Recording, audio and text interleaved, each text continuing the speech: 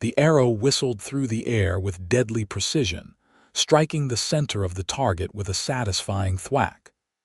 Gregory lowered her bow, a smile of satisfaction crossing her face as she turned to the line of wide-eyed campers watching her demonstration. "And that, kids, is how it's done," she announced, brushing a strand of chestnut hair from her face.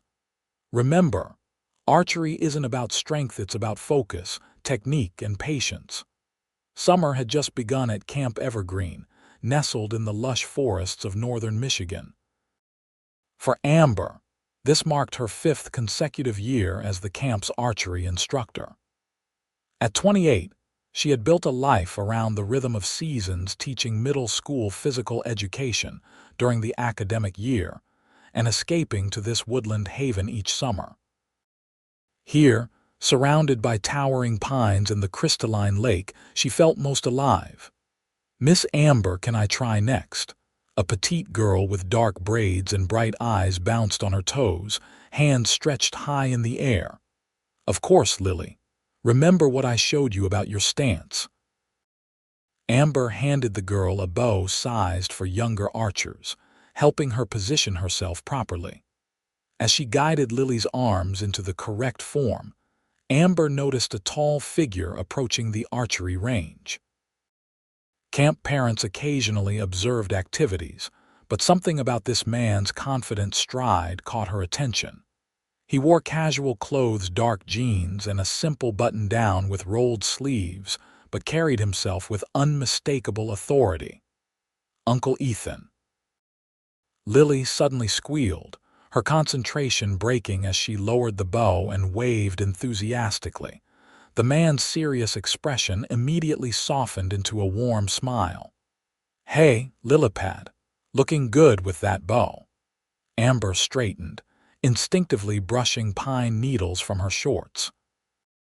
"You must be Lily's uncle. I'm Gregory, the archery instructor. Ethan Donovan." He extended his hand, his grip firm but not overbearing. "Nice to meet you. My sister couldn't make it for visiting day, so I'm the family representative." His eyes were a striking blue that contrasted with his dark hair, which was trimmed neatly but had enough length to hint at natural waves. Amber guessed he was in his early 30s, with laugh lines that suggested he smiled often, despite his initially serious demeanor. "Uncle Ethan owns a company that makes special glass for buildings all over the world," Lily announced proudly. "He's super important, but he still makes time to visit me." Ethan chuckled, ruffling his niece's hair. "Well, I wouldn't say super important. Donovan Glass is in skyscrapers on 4 continents," Lily continued, clearly well-versed in her uncle's accomplishments. "And he was in a magazine called—" She scrunched her face, trying to remember. "Forbes," Ethan supplied, looking slightly embarrassed. "It wasn't a big feature." Amber blinked, suddenly seeing the man in a different light. She'd assumed he was just another professional, maybe a lawyer or doctor, but CEO of a major company hadn't crossed her mind. "Well, Mr. Donovan, would you like to try your hand at archery while you're here?" "I'm always happy to teach beginners." The words left her mouth before she could consider them. Something sparked in his eyes: interest, amusement, perhaps both. "I haven't held a bow since I was about Lily's age at this very camp, actually. I might embarrass myself." "Uncle Ethan, you have to try." Lily insisted, tugging his arm. "Miss Amber is the best teacher ever. She can even shoot with her eyes closed." Amber laughed. "That's a slight exaggeration, but I promise not to let you make a complete fool of yourself." Other campers had gathered, watching the exchange with interest. A CEO trying archery would certainly be the highlight of their day. "I suppose I can't disappoint my biggest fan," Ethan conceded, nodding toward Lily. "But I warn you, my skills probably haven't improved since I was 12. Amber selected an appropriate bow and led him to the shooting line. "Stand here, feet shoulder-width apart," she instructed, her teacher voice automatically engaging. She handed him the bow and demonstrated how to hold it properly. "Like this?" he asked, mimicking her stance. "Almost." Without thinking, she moved behind him, adjusting his posture with gentle pressure on his shoulders. "Relax your grip slightly, you're not strangling it." She became acutely aware of their proximity, of the subtle cologne he wore, and how her hands lingered perhaps a moment too long on his shoulders. Stepping back quickly, she cleared her throat. "Now knock your arrow, that means place it on the string," she explained. "I remember that much," he said with a smile that created a dimple in his right cheek. Amber watched as he drew the bow with surprising steadiness. His form wasn't terrible, considering his claimed inexperience. When he released, the arrow flew true, landing just outside the bullseye. A collective "whoa" rose from the watching campers, followed by enthusiastic applause. "Beginner's luck," Ethan said, though his pleased expression suggested otherwise. "Either that, or you've been hiding your talents, Mr. Donovan," Amber replied, genuinely impressed. "Please call me Ethan. Mr. Donovan makes me feel like my father." Their eyes met briefly, and Amber felt an unexpected flutter in her chest. She quickly turned her attention back to the class. "All right, everyone, let's form our lines and practice what we've learned today." As the campers organized themselves, Ethan stepped aside to observe, occasionally calling encouragement to Lily, who beamed under his attention. Amber found herself periodically glancing his way as she moved among the children, offering guidance and corrections. When the session ended, the campers dispersed to their next activities, Lily reluctantly among them after extracting a promise from her uncle that he wouldn't leave before saying goodbye. "You're really good with them," Ethan remarked as Amber collected the equipment. "Thanks. Kids are pretty straightforward, they tell you exactly what they're thinking, for better or worse." She stacked the bows carefully in their rack. "Unlike most adults I know." "Guilty as charged," he admitted with a laugh. "Corporate life trains you to measure every word." Amber studied him curiously. "So you really run a glass manufacturing company? That must be interesting." She winced at how that sounded. "Sorry, I don't mean to be rude. I just don't meet many CEOs in my circles." "It's more fascinating than you might think," he replied, helping her gather scattered arrows despite her protests.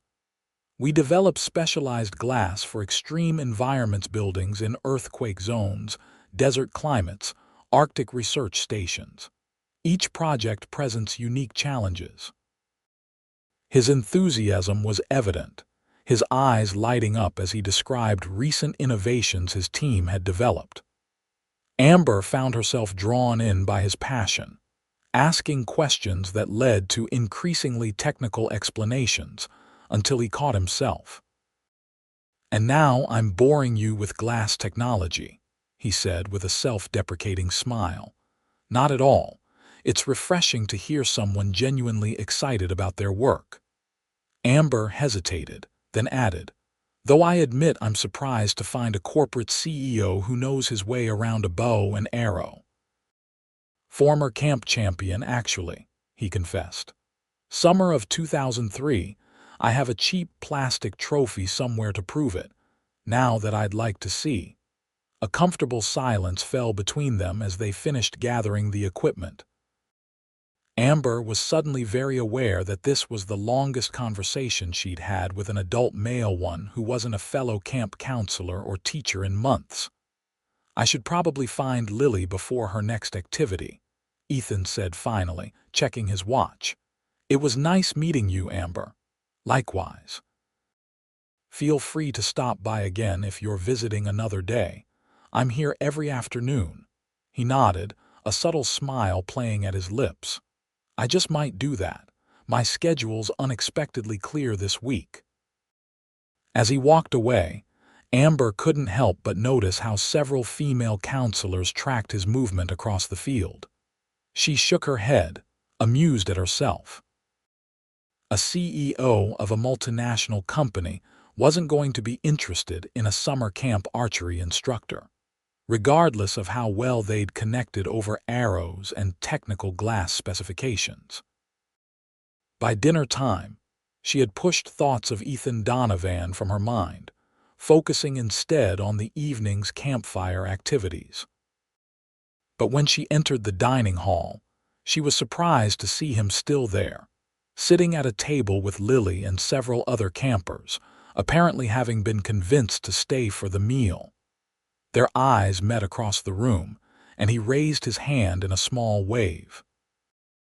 Amber returned the gesture before joining the counselor's table, though she found her gaze drifting his way throughout the meal. "Who's the hottie with Lily Paxton?" asked Megan, a swimming instructor and Amber's cabin mate, her uncle. "He owns some big glass company," Amber replied, trying to sound casual. "Well, he's been looking over here every 2 minutes, and I don't think it's my stunning personality he's interested in." Megan nudged her playfully. "Don't be ridiculous. He's just being polite." But when she glanced over again, Ethan was indeed watching her, his expression thoughtful. When caught, he didn't look away embarrassed but offered a small smile instead.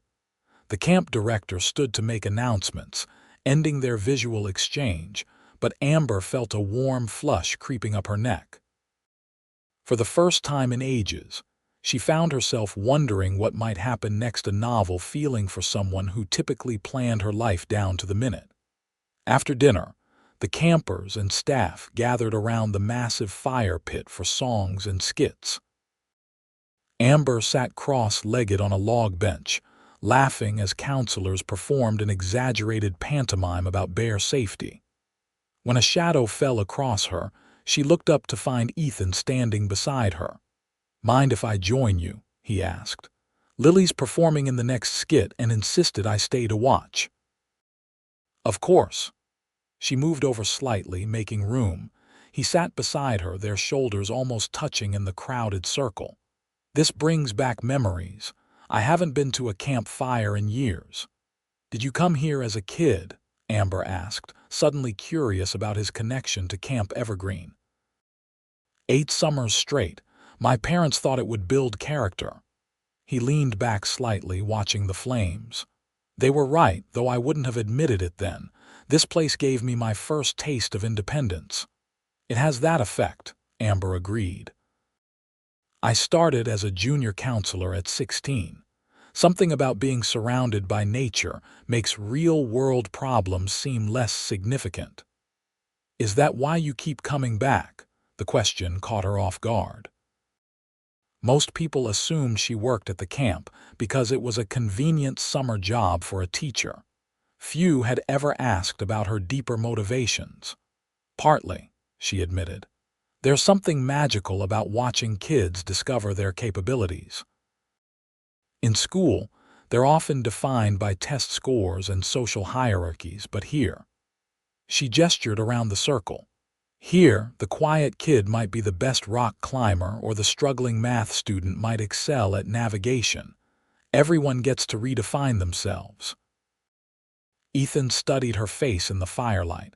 "You really love it." "I do. What about you? Do you love what you do?" He considered this seriously. "Most days, building something from nothing is incredibly rewarding. My father started the company with one small factory producing standard window glass.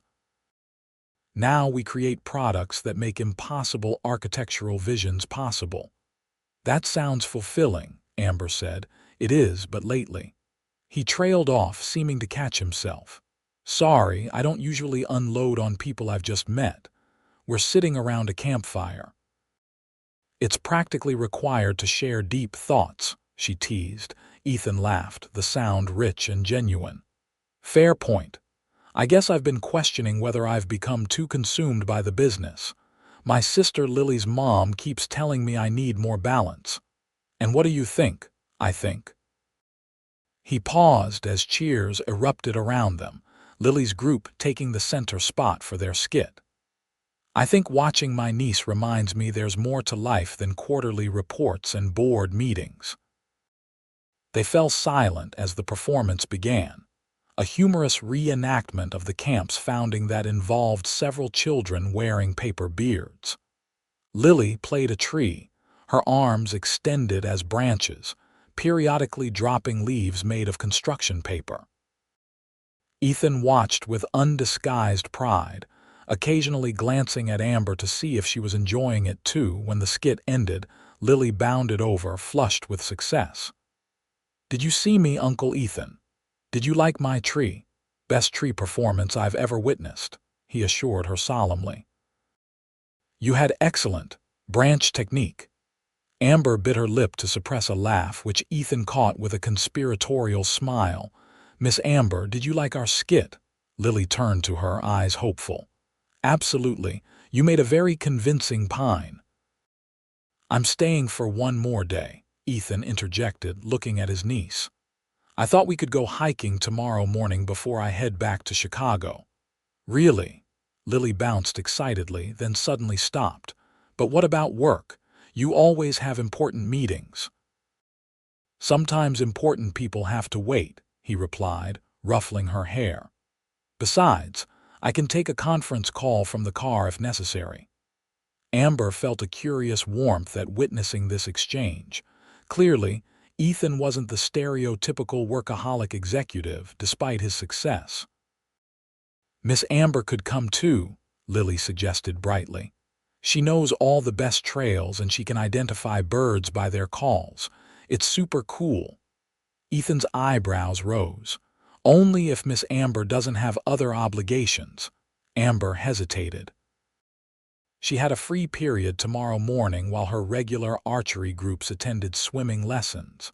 Still, hiking with a camper's attractive uncle seemed potentially inappropriate, regardless of his niece's presence. "I wouldn't want to intrude on your family time," she said carefully. "Please." Lily pleaded, her expression making it clear this request was non-negotiable in her mind. "You wouldn't be intruding," Ethan added. "In fact, you'd be doing me a favor. I haven't hiked these trails in 20 years. I'd probably get us hopelessly lost." Against her better judgment, Amber found herself agreeing. "There's a beautiful lookout point about 2 miles up the eastern trail.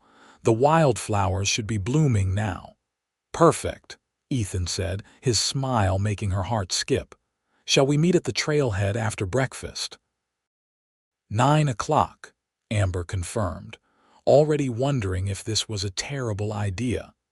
A counselor called for the younger campers to prepare for bed, and Lily hugged her uncle goodnight with the promise of adventure tomorrow. As the fire circle broke up, Ethan walked with Amber toward the cabins. "You don't have to do this if it makes you uncomfortable," he said quietly, seeming to read her reservations. "It's fine," she assured him, touched by his consideration. "I love that trail and Lily's a great kid." "She is." "Her parents are going through a rough patch right now, nothing serious, just adjusting to my brother-in-law's new job requiring more travel. Camp has been good for her." They reached the junction where their paths would diverge, Amber to the counselor's cabins and Ethan to the guest lodge. "I should warn you," Amber said, pausing beneath a massive oak. "I take hiking pretty seriously. Be prepared for botanical lectures and wildlife spotting quizzes. I expect nothing less from Camp Evergreen's nature expert." His tone was gently teasing. A cool evening breeze rustled through the trees, carrying the scent of pine and campfire smoke. For a moment they stood in comfortable silence, neither quite ready to end the conversation. "Well, good night," Amber finally said. "See you tomorrow." "Good night, Amber." He watched her for a moment longer before turning toward the lodge. As she walked to her cabin, Amber tried to rationalize the flutter of anticipation she felt. It was just a hike with a camper and her uncle, nothing more. The fact that said uncle happened to be successful, intelligent, and unreasonably handsome was irrelevant.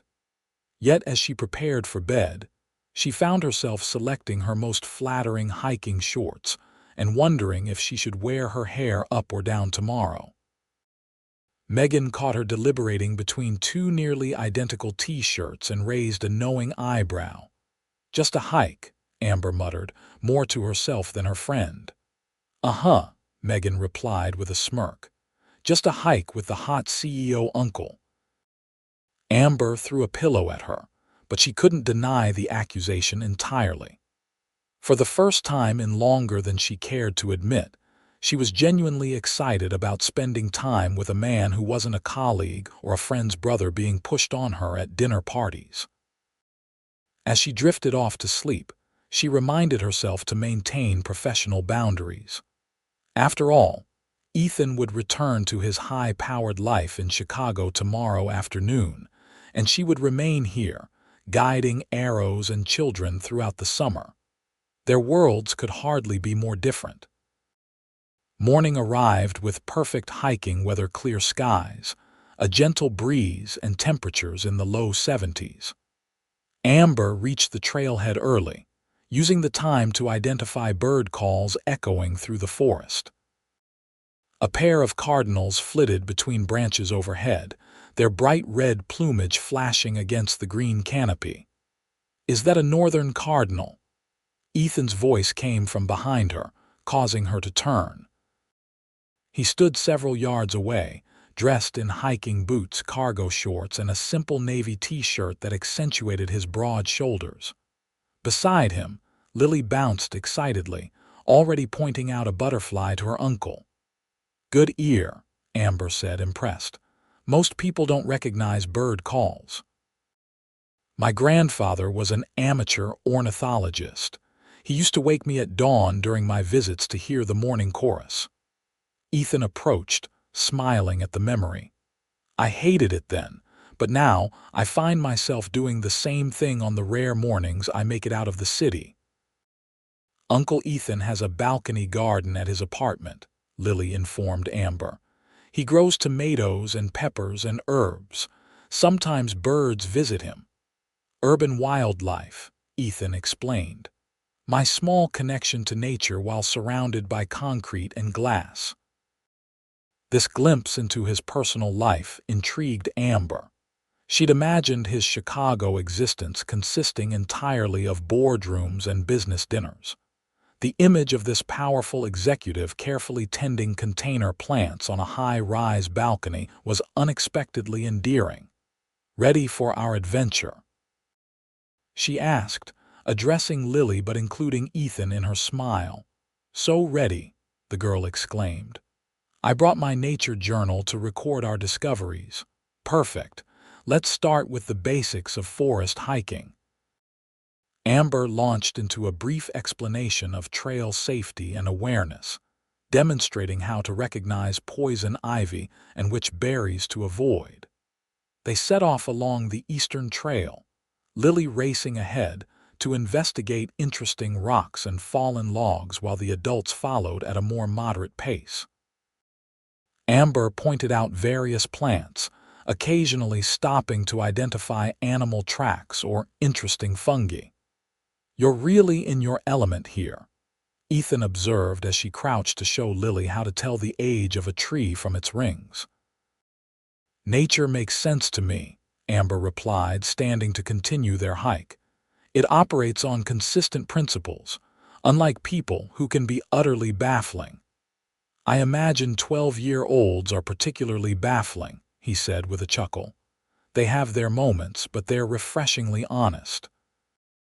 Adults are the real puzzle, saying one thing while meaning another, hiding their true feelings behind social niceties." Ethan regarded her curiously. "That's a rather cynical view from someone who seems so naturally open."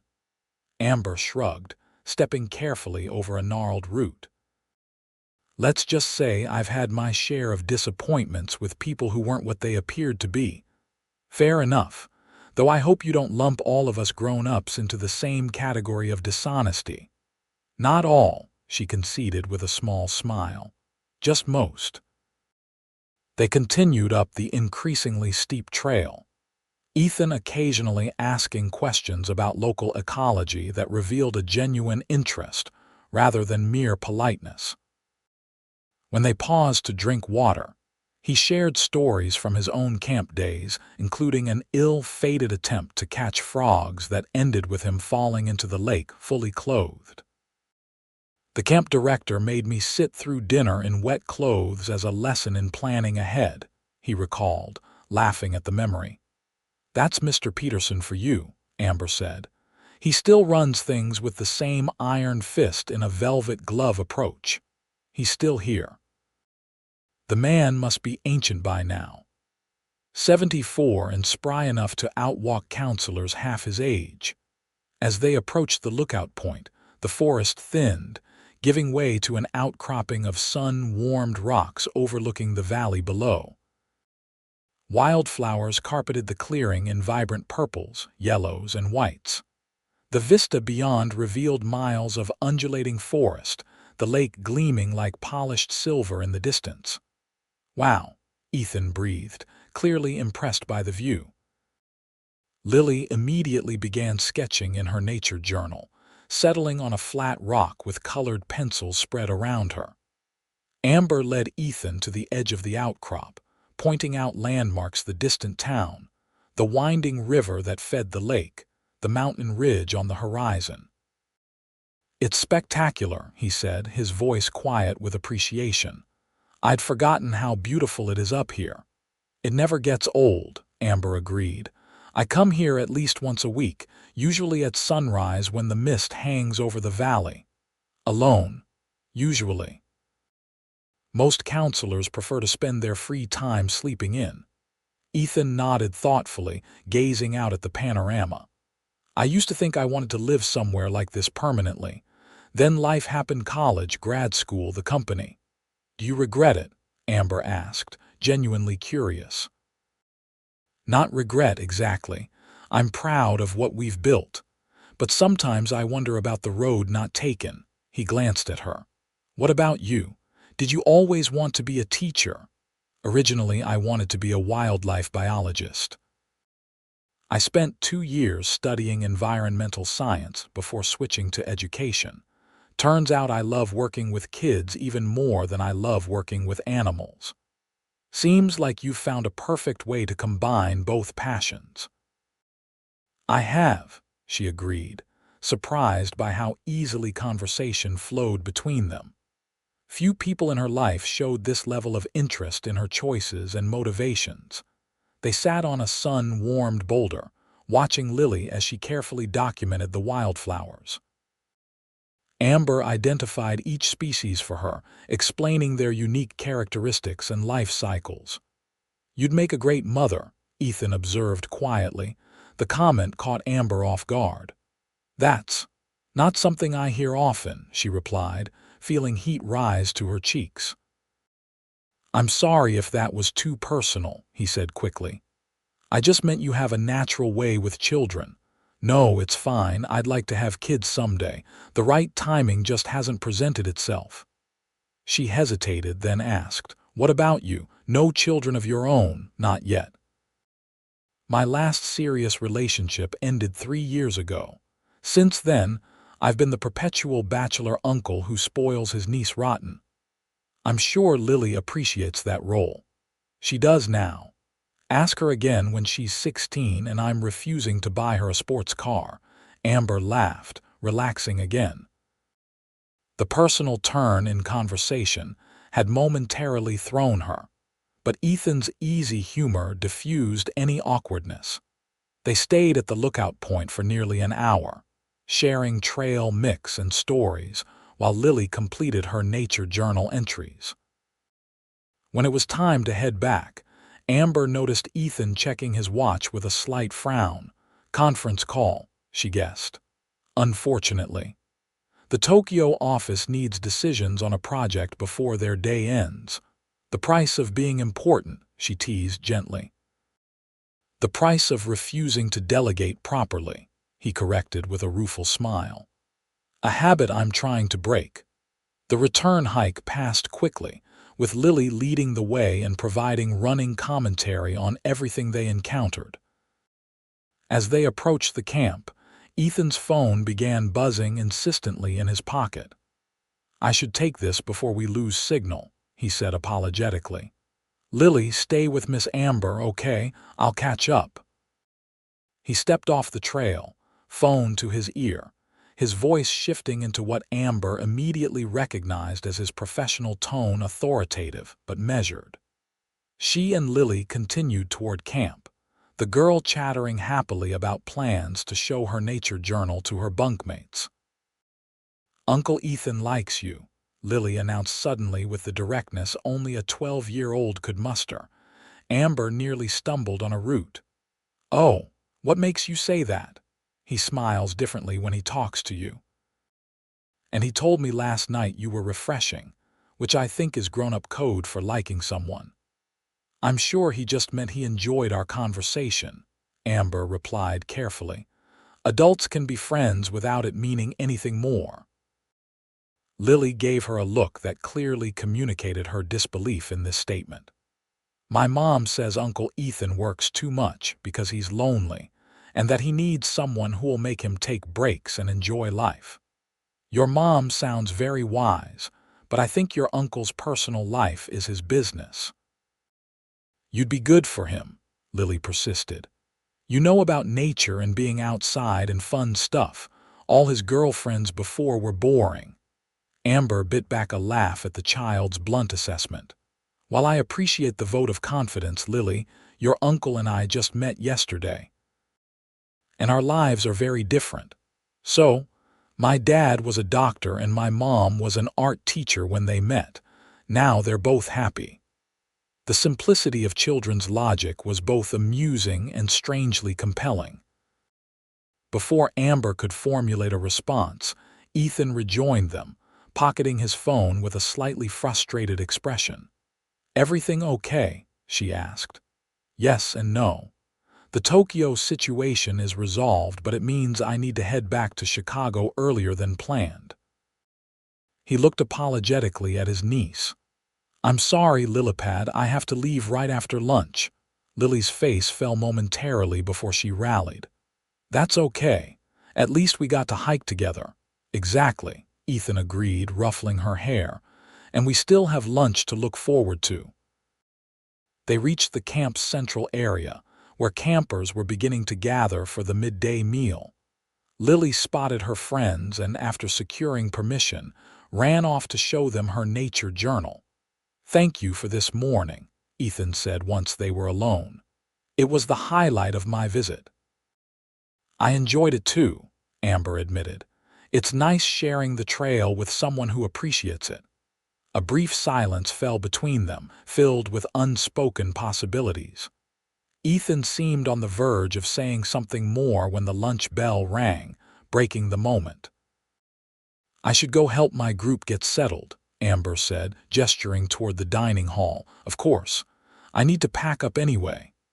He hesitated, then added, "I'll find you before I leave to say goodbye." Amber nodded and headed toward her waiting campers, aware of Ethan watching her go. Throughout lunch, she found herself distracted, her eyes repeatedly drifting to where he sat with Lily's group. Once, he caught her looking and smiled, causing her to quickly redirect her attention to her plate. After the meal, she led her archery class to the range, determined to focus on her responsibilities rather than wondering when Ethan would appear to say goodbye. She was demonstrating proper bow maintenance when she spotted him approaching, his duffel bag slung over one shoulder. "Class, continue cleaning your bows as I showed you. I'll be right back," she instructed, stepping away to meet him. "I'm heading out," Ethan said, stopping at a respectful distance that wouldn't fuel camp gossip. "I wanted to thank you again for everything. It was my pleasure." "Lily's a wonderful kid." "She is." He seemed hesitant, shifting his weight slightly. "Listen, I know this might seem forward, but I'd like to see you again, outside of camp." Amber blinked, caught off guard despite the chemistry she'd felt between them. "You live in Chicago," she pointed out, the words coming automatically. "I do. But I'll be back to pick Lily up at the end of her session in 2 weeks. Maybe we could have dinner then," she considered this, aware of curious glances from her students. "I'd like that," she said finally, surprising herself with how much she meant it. Relief crossed his face. Great. Can I get your number? I promise not to bombard you with texts. They exchanged phones, quickly entering their contact information. When he handed hers back, their fingers brushed briefly, sending a ridiculous tingle up her arm. Safe travels back to civilization, she said, hoping her voice sounded more composed than she felt. Thanks. Try not to let any wayward arrows take out innocent bystanders. His smile created that dimple again, the one she'd noticed yesterday. No promises. Some of these kids have questionable aim, he laughed, then glanced at his watch reluctantly. I should go. I'll call you. I'd like that, Amber replied, meaning it more than she probably should after such a brief acquaintance. With a final smile and a wave to her class, Ethan turned and walked toward the parking area. Amber watched him go, feeling a curious mixture of excitement and uncertainty. When she returned to her students, several of the older girls gave her knowing looks that she pointedly ignored. The rest of the afternoon passed in a blur of activities and supervision duties. By evening, Amber had convinced herself that nothing would come of their tentative plans. Men like Ethan Donovan, successful, attractive, worldly, didn't seriously pursue women like her. He was probably just being polite, or at most looking for a brief diversion during his rural visit. She was therefore surprised when her phone chimed with a text message as she prepared for bed. Made it back to Chicago. Traffic was brutal, but gave me time to think about hiking trails and archery instructors. Looking forward to dinner in 2 weeks. Ethan. Amber stared at the message, a smile spreading across her face despite her attempts to remain pragmatic. She typed several responses, deleting each one before finally settling on. Glad you survived the return to civilization. The forest will be waiting when you return. As will I. Amber, she hit send before she could overthink it, then set her phone aside, trying to ignore the flutter of anticipation in her chest. 2 weeks suddenly seemed like a very long time. The days that followed fell into the familiar camp routine: archery lessons, nature hikes, campfire songs, and midnight cabin checks. Amber threw herself into her duties with her usual enthusiasm, but thoughts of Ethan frequently invaded her concentration. They exchanged occasional texts, nothing overwhelming, just small observations about their days or questions that revealed a genuine interest in learning more about each other. Ethan sent photos from his balcony garden, including one of a cardinal that had made itself at home among his herbs. Amber responded with images of spectacular sunrises over the lake and amusing moments from camp life. Their digital conversation flowed naturally, revealing compatible senses of humor and surprisingly similar perspectives despite their different lifestyles. A week into their long-distance communication, Amber was supervising evening swim time when Lily approached her, dripping lake water onto the dock. "Have you been talking to Uncle Ethan?" the girl asked directly, wringing water from her braids. Amber hesitated, unsure how much to reveal. "We've texted a few times," she admitted. Lily's face lit up. "I knew it. He asked me what kind of food you like. I told him you always get the veggie wrap at lunch, but that you also really like the camp's Friday night pizza." "Did he now?" Amber couldn't help smiling at the girl's enthusiasm. "He's coming a whole day early to pick me up," Lily continued conspiratorially. "He told Mom he needs to discuss my progress with the camp staff, but I think he just wants to see you sooner." Amber felt a ridiculous flutter at this information, which she immediately tried to suppress. "I'm sure he has multiple reasons for coming early," she said diplomatically. Lily rolled her eyes in a gesture that clearly communicated adults are so clueless, before rejoining her friends in the water. Amber watched her go, marveling at the girl's perceptiveness. She hadn't mentioned Ethan's dinner invitation to anyone at camp, preferring to keep her personal life separate from her professional one. That evening, she decided to address the situation directly, texting Ethan, "Your niece is quite the detective. She's informed me of your early arrival plans." His response came quickly. "Busted. I was going to surprise you. Lily has apparently inherited the family's inability to keep secrets. It's still a nice surprise, even with advance warning. Good. Looking forward to seeing you. These texts are great, but not the same as in-person conversation." Amber smiled at her phone, a now familiar warmth spreading through her chest. She was typing a response when Megan flopped onto the bed beside her.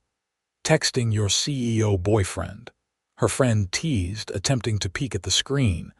Amber locked her phone reflexively. "He's not my boyfriend." "Yet," Megan countered. "The man visited a summer camp and immediately asked you out. Trust me, he's interested." "We barely know each other," Amber protested, though the constant communication over the past week suggested otherwise. "So get to know him better.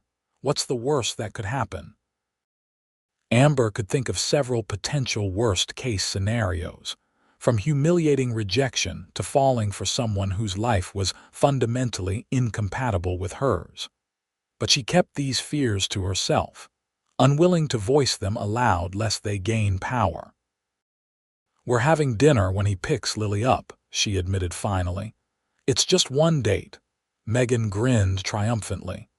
"A date you've been anticipating for the past week, based on how often you check your phone. Don't you have somewhere to be?" Amber asked pointedly, though she couldn't entirely suppress her own smile. "Fine. I'll leave you to your romantic texting. Just promise me details afterward." Once alone, Amber returned to her conversation with Ethan, their exchange continuing until she reluctantly acknowledged the need for sleep. As she drifted off, she wondered what it meant that talking to him had become her favorite part of each day. The remaining week passed in a blur of anticipation. Amber found herself paying extra attention to her appearance, even while knowing the practicalities of camp life limited any significant improvements. Still, she trimmed her hair, touched up her neglected manicure, and even unpacked a rarely used sundress from the bottom of her footlocker in preparation for their dinner. The day before Ethan's scheduled arrival, a sudden summer storm swept through the area, bringing torrential rain that confined campers to indoor activities. Amber spent the afternoon teaching knot tying in the recreation hall, occasionally glancing out at the deluge and wondering if the weather would clear by tomorrow. Her phone chimed with a message from Ethan during a brief break. "Watching the radar. Looks like you're getting drenched." "Everything okay there?"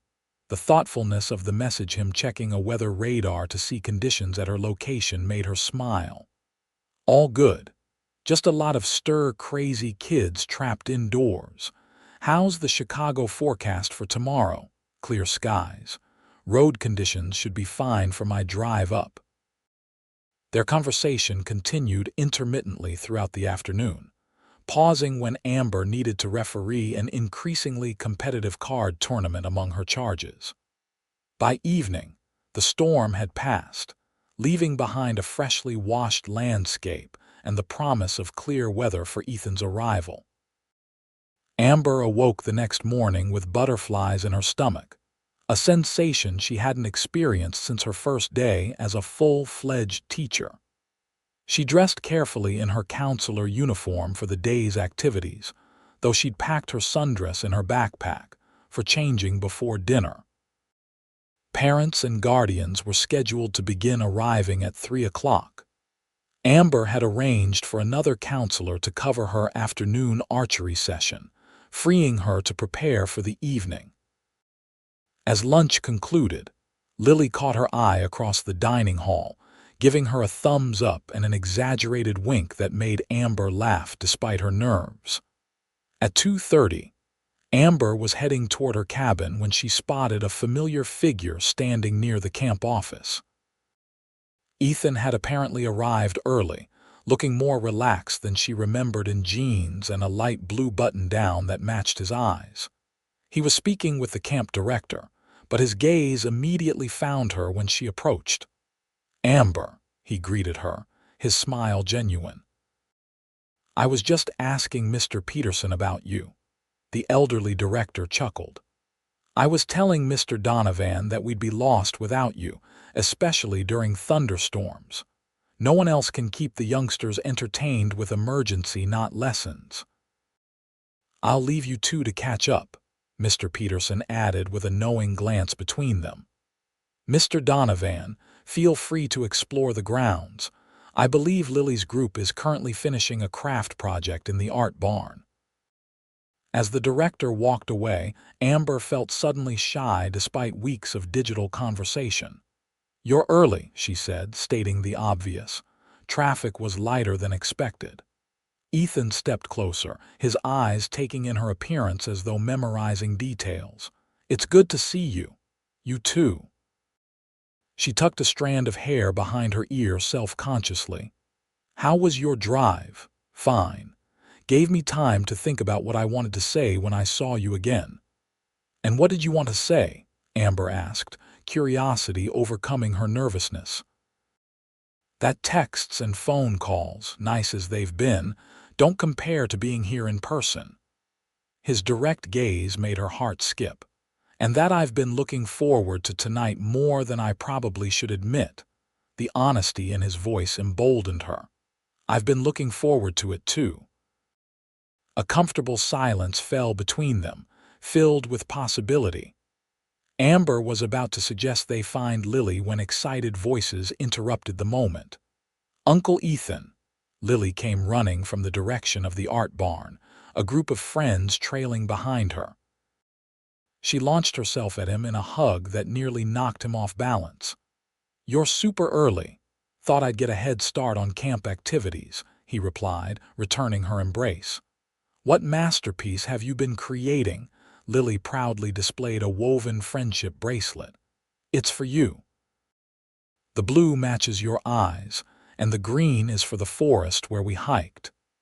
Ethan accepted the gift with genuine appreciation, immediately allowing her to tie it around his wrist. "Perfect. Now I'll always remember our adventure." Amber watched their interaction, touched by his sincere engagement with his niece. Many parents and relatives she'd observed over the years treated camp creations with forced enthusiasm, but Ethan's interest appeared completely genuine. "Miss Amber helped me pick the colors," Lily announced, glancing between them with poorly disguised matchmaking intentions. "She said blue was definitely your color." Amber felt heat rise to her cheeks. "I may have offered some artistic guidance," she acknowledged, meeting Ethan's amused gaze. "Well, you were right," he replied, lifting his wrist to display the bracelet. "Blue is definitely my color." The moment was interrupted by a counselor calling Lily's group for their final activity before pickup time. The girl hesitated, clearly torn between staying with her uncle and joining her friends. "Go ahead," Ethan encouraged her. "I need to talk with the camp office about your checkout anyway. I'll find you before the closing ceremony." With a final meaningful glance between the adults, Lily ran off to join her group. Ethan turned back to Amber with a small smile. "She's not particularly subtle about her matchmaking efforts," he observed. "Not at all. She informed me last week that I'd be good for you because I know about nature and being outside and fun stuff." Ethan laughed, the sound warming Amber more than it reasonably should. "She might be onto something," he said, his eyes holding hers. "My previous relationships have indeed been lacking in nature appreciation and fun stuff."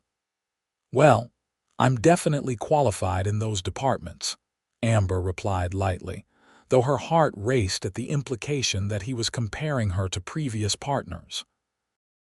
They walked together toward the office. their conversation flowing easily from camp activities to updates on Ethan's current projects. He explained a challenging installation his company was preparing for a hurricane-resistant building in Miami, his enthusiasm evident as he described the technical innovations involved. "Sorry," he said, catching himself mid-explanation. "I'm boring you with technical details again." "Not at all. It's refreshing to hear someone passionate about their work." She hesitated, then added, "I like that you don't dumb things down when you explain concepts to me. I wouldn't dream of it. You've demonstrated remarkable insight into structural engineering for someone whose expertise lies elsewhere." "I contain multitudes," she joked, pleased by his recognition of her intelligence. Too many men in her past had mistaken her outdoor-oriented career for intellectual simplicity. After Ethan completed Lily's paperwork, they parted temporarily him to attend the closing ceremony with the other parents, her to change for their dinner. In her cabin, Amber took extra care with her appearance, exchanging her practical camp attire for the sundress she'd packed. The pale yellow fabric complemented her sun-kissed skin, the style casual enough for a local restaurant but definitely more feminine than her usual uniform. Megan whistled appreciatively when Amber emerged from the bathroom. "The CEO won't know what hit him. Is it too much?" Amber asked, suddenly second-guessing her choice. "It's perfect. You look like yourself, just slightly elevated." Megan handed her a delicate silver bracelet. "Borrow this. It'll complement the neckline." At 5:30, Amber made her way to the parking area where she'd agreed to meet Ethan after he'd helped Lily pack her belongings. She spotted them loading duffel bags into the trunk of a sleek black Audi, expensive but not ostentatiously so, which seemed to fit what she knew of him. Ethan looked up as she approached, his expression shifting from casual concentration to obvious appreciation. He said something to Lily, who glanced over, grinned widely, and gave him a thumbs up that made Amber stifle a laugh. "You look beautiful," he said simply when she reached them. "Thanks." "So do you." The words slipped out before she could consider them, making her blush. "I mean, you look nice. Not in a dress, obviously." Ethan laughed, his eyes crinkling at the corners. "I considered a dress but thought it might be overkill for a first date." His easy humor diffused her embarrassment, allowing her to smile back. "Definitely save it for the second date." "Noted." The warmth in his eyes suggested he was already contemplating that possibility. "Are you guys going to flirt the whole time, or can we go eat?" Lily interrupted, rolling her eyes with the dramatic flair only preteens can master. "I'm starving." "Your chariot awaits," Ethan replied, opening the passenger door for Amber before circling to the driver's side. They had decided on a restaurant in the nearby town, a local favorite known for excellent food, despite its unassuming appearance. The 15-minute drive passed quickly, filled with Lily's enthusiastic recounting of her camp achievements and occasional knowing glances between the adults. The restaurant was housed in a converted Victorian home, with a wraparound porch dotted with tables and string lights that would illuminate as evening fell. Inside, wooden beams crossed the ceiling, and local artwork decorated the walls. The hostess led them to a corner table with a view of the town's small central park. "I love this place," Amber commented as they settled in. "They source almost everything locally. The vegetables come from farms within 20 miles, and the trout is from our lake." "Uncle Ethan is a food snob," Lily announced, studying the menu. "Mom says he got spoiled by too many fancy business dinners." "I prefer food enthusiast," Ethan corrected with good humor, "and I appreciate quality at any price point." "He made us wait 2 hours for a hamburger once," Lily continued, clearly enjoying the opportunity to tease her uncle. 2 hours. It was a very special hamburger, he defended himself. And as I recall, you declared it the best you'd ever tasted. Their banter continued through appetizers, Amber enjoying this glimpse into their family dynamic. Ethan clearly adored his niece, his typical CEO authority softening into playful indulgence when addressing her complaints and observations. After their entrees arrived locally caught trout for Amber, a steak for Ethan, and chicken fingers for Lily. Despite Ethan's attempts to encourage more adventurous choices, the conversation shifted to future plans. "Are you coming to visit us in Chicago?" Lily asked Amber directly, causing both adults to momentarily freeze. "I don't have any immediate plans to visit Chicago," Amber replied carefully, glancing at Ethan. "You should. Uncle Ethan could show you his office. It's super high up and has a view of the whole city. And there's a cool science museum with a submarine you can go inside." "That does sound interesting," Amber acknowledged, aware of Ethan watching her response. "Perhaps we should see how dinner goes before planning interstate visits," he suggested gently to his niece. Though the submarine is indeed impressive. Lily seemed satisfied with this compromise and turned her attention to describing her upcoming school year. As she chattered, Ethan's hand found Amber's beneath the table, giving it a gentle squeeze that communicated both apology for his niece's forwardness and interest in the possibility she had raised. After dinner, they strolled through the small town center, Lily running ahead to peer into shop windows while the adults followed at a more leisurely pace. "I'm sorry if Lily put you on the spot," Ethan said quietly. "She tends to leap several steps ahead in any situation. It's fine. She's just enthusiastic." Amber hesitated, then added, "Though I admit I haven't thought that far ahead." "Neither have I," he confessed. "I'm just enjoying getting to know you and seeing where this goes. No pressure for Chicago visits or anything else." The sincerity in his voice reassured her. "I appreciate that. My last relationship ended partly because he wanted to move faster than I was comfortable with." "May I ask what happened?" Ethan inquired carefully. "Classic story, met through friends, dated for 8 months. Then he started pushing for me to move in, change jobs, basically rearrange my entire life to fit his vision." She shrugged, the memory less painful now than it had been a year ago. "When I hesitated, he decided I wasn't serious about our future. His loss," Ethan said simply. "For what it's worth, I think your life choices are worth respecting, not changing." The statement warmed her more than elaborate compliments would have. "What about you? Any dramatic relationship history I should know about?" He considered this as they watched Lily examine a display of handmade jewelry in a shop window. "Nothing particularly dramatic. My last serious relationship ended because our priorities diverged. Caroline wanted the social aspects of dating a CEO without the reality of my work schedule." "That sounds challenging." "It was, especially because I did care for her, but ultimately we wanted different things." He glanced at Amber. "I've learned it's better to be upfront about my limitations. My job requires significant time and travel commitments." "I can understand that," Amber replied thoughtfully. "My schedule is the opposite, incredibly demanding during the school year, then these intense summer months at camp. People often think teaching means endless free time, but that's far from reality." "Seems we both have unconventional calendars," he observed. "Perhaps that's actually compatible in its own way." The possibility hung between them, neither pushing it further but both acknowledging the potential.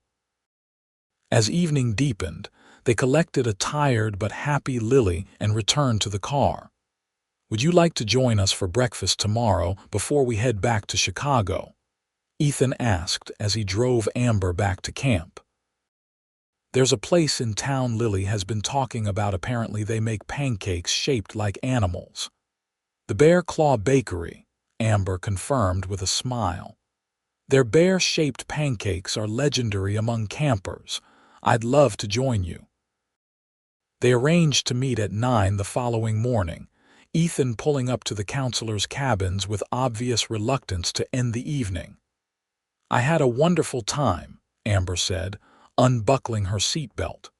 So did I, Ethan replied, glancing at Lily, who had fallen asleep in the back seat. More than I expected, honestly. Is that a compliment or an insult? She teased. Definitely a compliment. I came to pick up my niece and found myself thoroughly captivated by her archery instructor. The directness of his statement caught her off guard, sending a pleasant warmth through her chest. Well, this archery instructor finds herself equally captivated by a certain glass company CEO. Their eyes met in the dim car interior, the moment charged with possibilities. Ethan leaned slightly closer, his intention clear but his movement unhurried, giving her ample opportunity to withdraw if desired. Amber closed the remaining distance, their lips meeting in a soft, exploratory kiss. His hand came up to gently cup her cheek, the touch sending tingles across her skin. The kiss remained gentle but conveyed unmistakable attraction and the promise of more. When they separated, Ethan's smile held a mixture of satisfaction and wonder. I've been wanting to do that since our hike, he admitted. Worth the wait? Amber asked, her own smile reflecting his. Definitely. Though I wouldn't object to less waiting next time. Noted. She reluctantly opened the car door. See you tomorrow, 9 o'clock, Bear Pancakes. It's a date. Amber walked to her cabin, aware of him watching until she safely entered. Inside, she found Megan waiting expectantly, demanding immediate details which Amber provided in abbreviated form, too busy processing her own feelings to fully articulate them. That night, she fell asleep replaying their kiss and contemplating the unlikely connection they'd formed. Despite the potential complications, geographic distance, different career demands, disparate lifestyles, she couldn't deny the genuine attraction and compatibility she felt with Ethan. Breakfast the next morning exceeded expectations, filled with laughter, bear-shaped pancakes and lingering glances across the table. Lily, refreshed after a full night's sleep, enthusiastically recounted camp stories Amber had already heard, but enjoyed revisiting through the girl's perspective.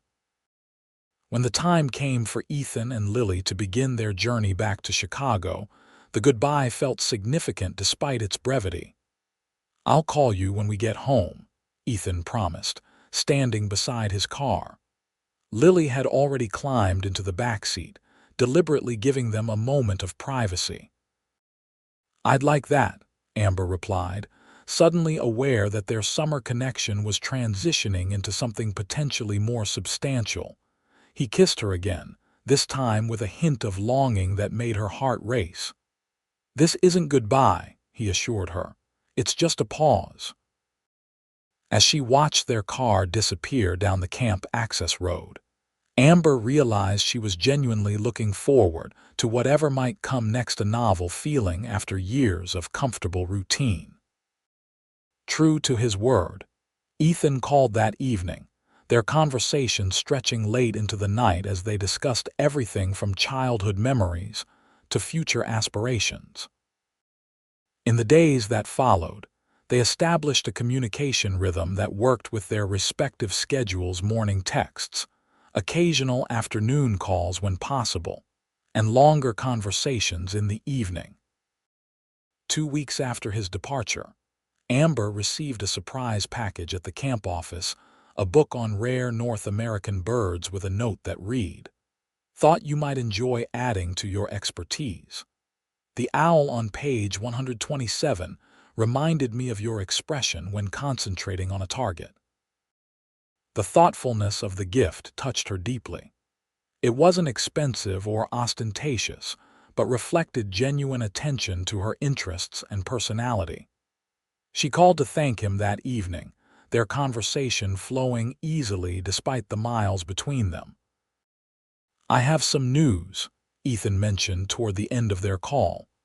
"I need to visit a potential factory site in Grand Rapids next month.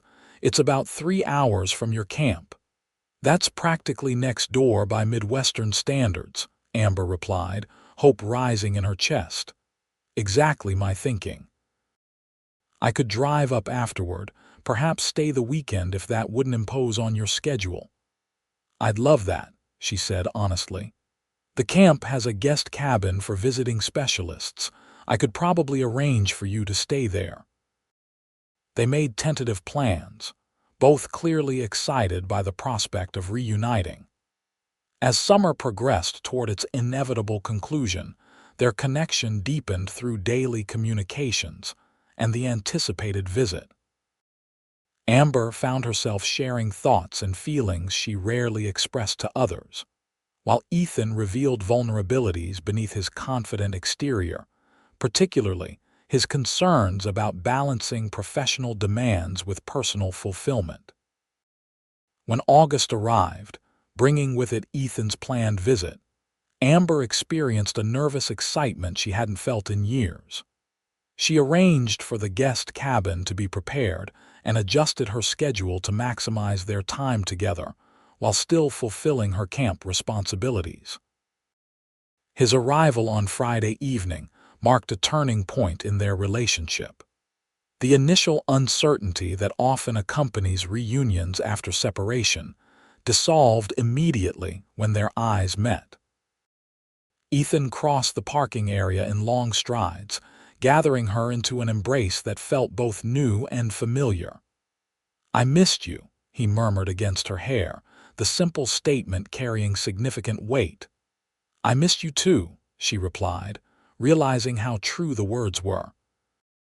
The weekend unfolded in a series of moments that strengthened their connection, hiking familiar trails, Ethan trying his hand at advanced archery under Amber's guidance, quiet conversations beside the lake as sunset painted the water gold and crimson.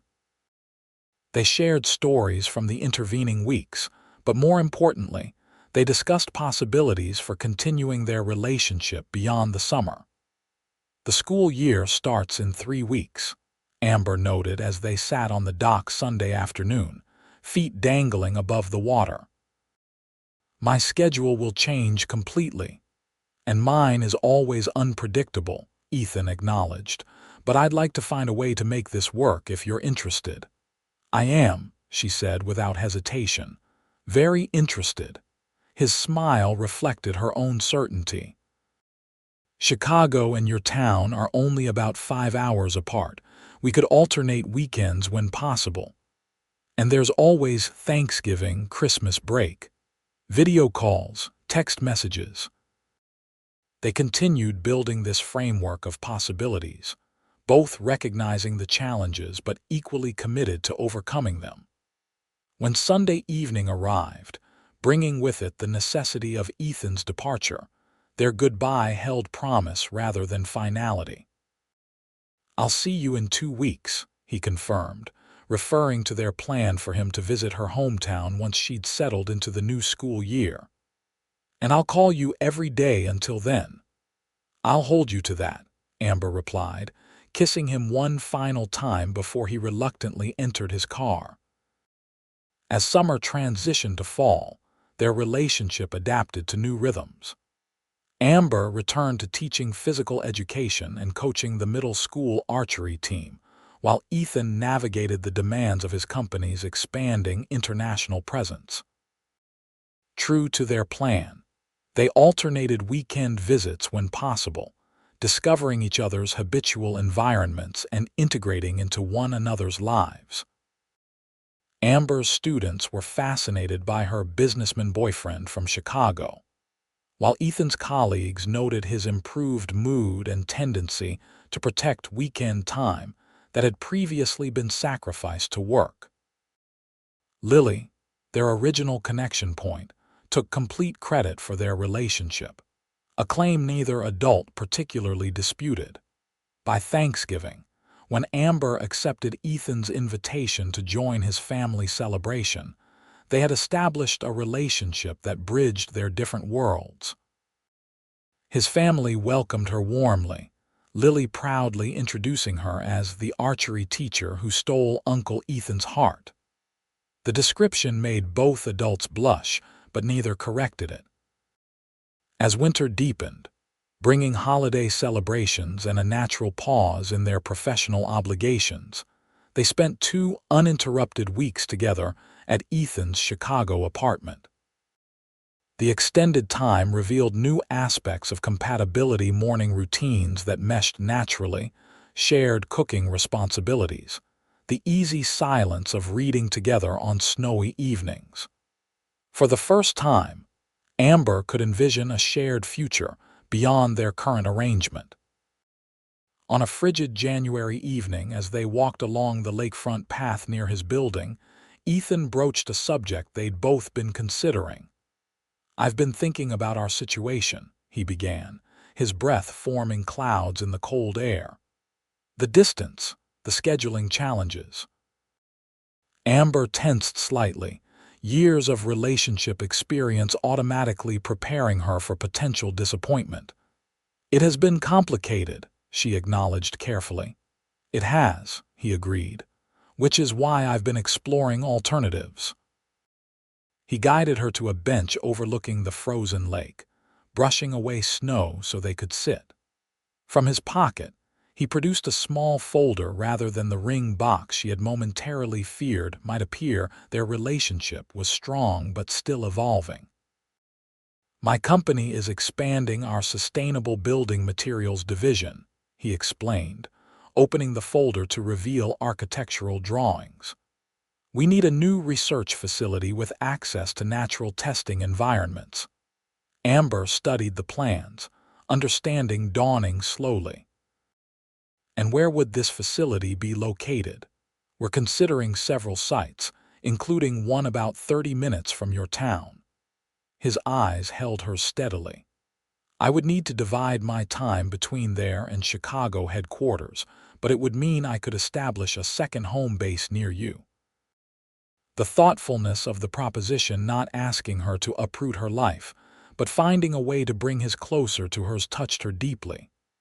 "You would do that. The business case is solid," he assured her, ever the CEO. "But yes, the location choice is absolutely influenced by personal considerations." He took her gloved hands in his. "I want to see where this goes, Amber. I think we have something worth rearranging parts of my life for." "I think we do too," she agreed, emotions making her voice slightly unsteady. "When would this happen?" "Construction would start in spring if the site is approved. I could begin splitting my time by summer." Summer, where their story had begun, and where a new chapter might now unfold. The symmetry felt right to Amber, who had always measured her life by the cycle of seasons. "I think this could work," she said, squeezing his hands. "Actually, I know it could." His smile warmed her despite the freezing temperatures surrounding them. "We'll take it step by step. No pressure, no expectations beyond continuing to build what we've started." As they walked back toward his apartment, plans and possibilities flowing between them, Amber reflected on the unlikely chain of events that had connected them: a summer camp, a curious niece, an archery range, and the willingness of 2 people from different worlds to recognize something worth pursuing. By the time summer returned, marking a year since their first meeting, significant changes had occurred. The new research facility broke ground in April, with completion projected for late fall. Ethan had purchased a house midway between the facility site and Amber's town, gradually furnishing it during his increasingly frequent visits. Their relationship had deepened into a partnership that respected individual independence while building a shared future. On the anniversary of their first hike, Ethan suggested returning to Camp Evergreen for a nostalgic visit. Mr. Peterson welcomed them warmly, allowing them to walk the familiar trails where their connection had begun. Standing at the same lookout point where they had first truly connected, Ethan turned to Amber with an expression she had come to recognize, one that preceded important conversations.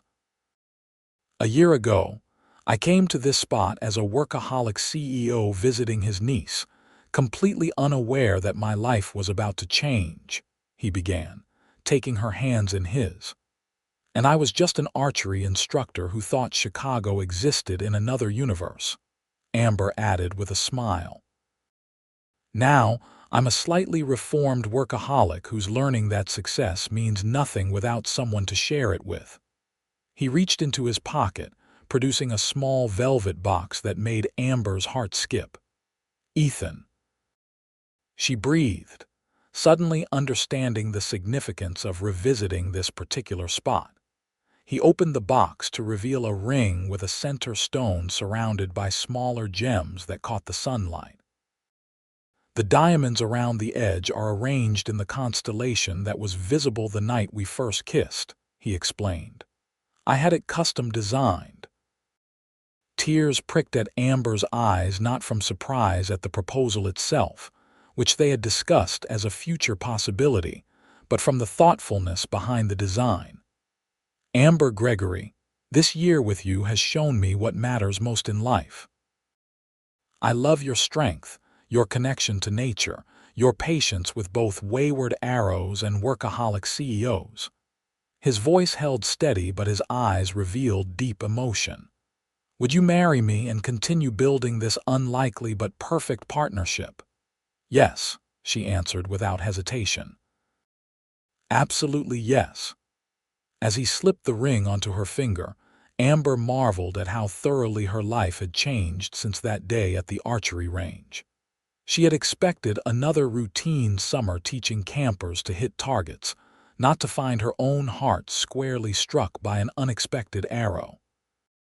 Ethan pulled her close, sealing their engagement with a kiss that held both passion and promise. When they separated, they stood together overlooking the valley, the same magnificent view now representing not just natural beauty, but the landscape of their future together. "Think Lily will take credit for this too?" Amber asked, admiring how the ring caught the sunlight. "Without question," Ethan laughed. "And to be fair, she deserves some of it. Without her archery lessons, we might never have met." "Then we'll have to make her flower girl or something equally important at the wedding." "She'll accept nothing less than maid of honor," he predicted with a grin. As they hiked back toward camp, plans and possibilities flowed between them, a wedding that would combine their different worlds, a life that would respect their individual passions while building something greater together. Future summers that might include their own children learning archery at this very camp. The arrow that had started their journey had flown true, finding its target in the most unexpected and perfect way. A CEO and an archery instructor, from worlds that seemed incompatible, had found their paths converging at precisely the right moment. And neither would change a single step of the journey that had led them here.